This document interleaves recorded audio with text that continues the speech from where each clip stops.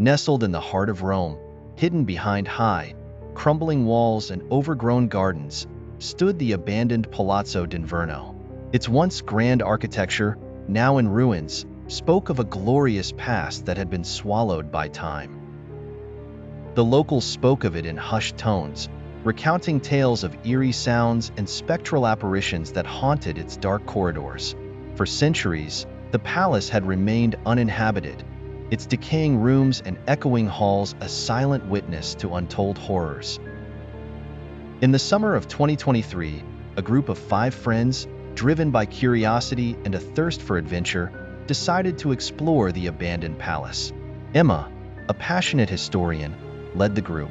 She had spent years researching the palace and was fascinated by its mysterious past.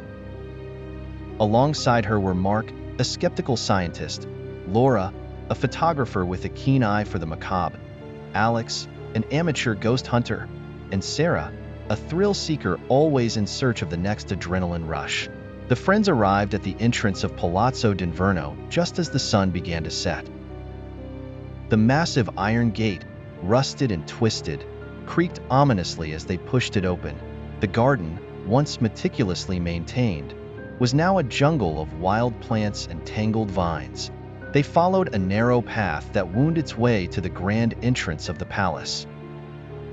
Emma pushed open the doors, and they stepped inside.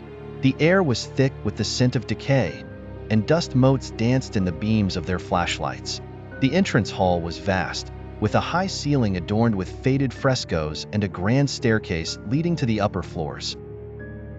The walls were lined with portraits of long-dead aristocrats, their eyes seeming to follow the intruders as they moved. "This place is incredible," Emma whispered, her voice echoing in the silence. "It's also incredibly creepy," Sarah muttered, glancing nervously at the shadows.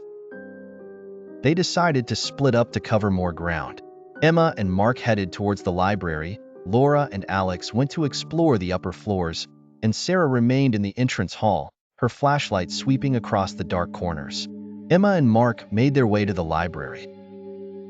The books were covered in dust, their pages yellowed with age. Emma carefully pulled out an old leather-bound volume and began to read. "Listen to this," she said, her voice trembling with excitement. "It's a diary from the late 1700s. It mentions strange occurrences in the palace." Mark frowned. "It's just old superstitions.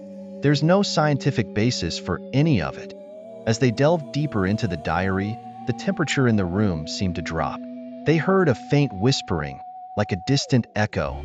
Emma looked up, her eyes wide with fear. "Did you hear that?" Mark nodded, his skepticism wavering. "It must be the wind." But there was no wind. The air was still, and the whispering grew louder, filling the room with an eerie cacophony. Emma and Mark backed away, their hearts pounding.